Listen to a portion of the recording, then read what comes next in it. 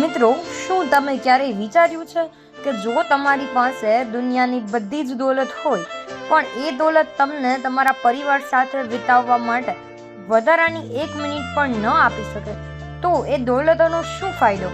તો મિત્રો, આજે એક એવી વાર્તા સાંભળો કે જે તમારો જિંદગી જોવાનો નજરિયો બદલી નાખશે.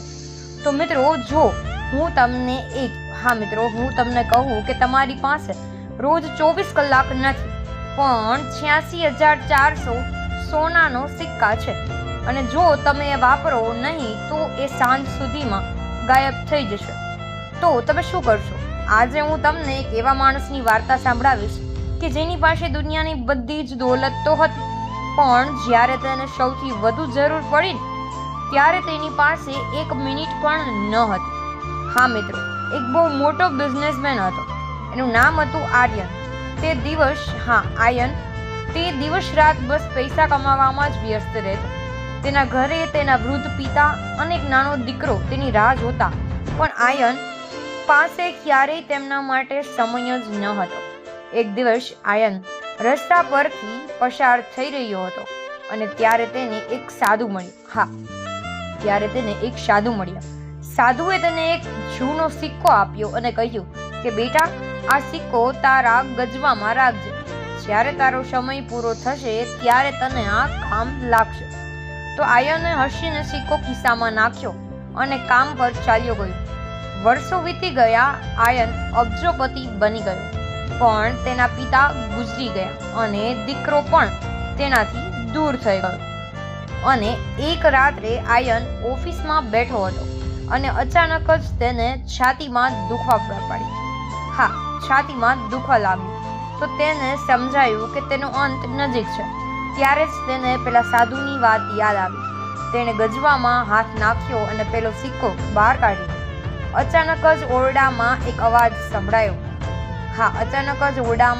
સંભળાયો. કે તારે શું જોઈએ છે? તો આર્યને રડતા રડતા કહ્યું કે મને ફક્ત 1 કલાક આપો. મારે મારા દીકરાને છેલ્લી વાર ગળે લગાવવો છે અને મારા પિતાની માફી માંગવી છે. હું મારી બધી જ સંપત્તિ આ 1 કલાક માટે આપી દેવા તૈયાર છું. પેલો અવાજ ફરી આવ્યો, અફસોસ આર્યન, તારી આખી મિલકત પણ તને ગયેલી 1 સેકન્ડ પાછી નહીં અપાવી શકે. હા, આખી મિલકત પણ તને ગયેલી 1 સેકન્ડ પાછી નહીં અપાવી શકે. તે આખું જીવન પૈસા પાછળ વેડફી નાખ્યું પણ એ ભૂલી ગયો કે જે સમય તું અત્યારે વેડફી રહ્યો છે એ જ સમય તારી સૌથી મોટી મિલકત હતી. મિત્રો, આપણી સાથે પણ આવું જ થાય છે કે આપણે ભવિષ્યને સુધારવાની લાઈમાં આપણું વર્તમાન ખોઈ બેસીએ છીએ. અને મોટિવેશન એ નથી કે તમે કેટલા પૈસા કમાયા, પણ એ છે કે તમે કેટલા લોકો સાથે યાદગાર પળો વિતાવ્યા.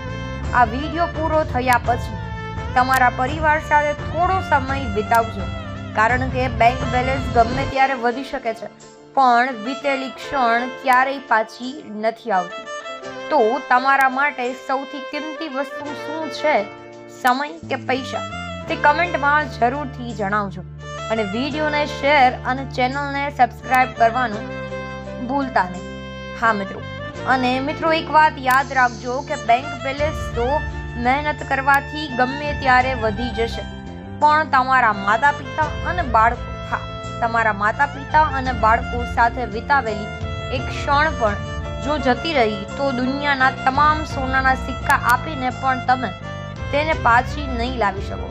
એટલે જ મિત્રો, આજે જ તમારા પ્રિયજનોને કહો કે તમે તેમને કેટલો પ્રેમ કરો છો. મળીએ આવતા વિડીયોમાં. સૌને મારા જય શ્રી કૃષ્ણ.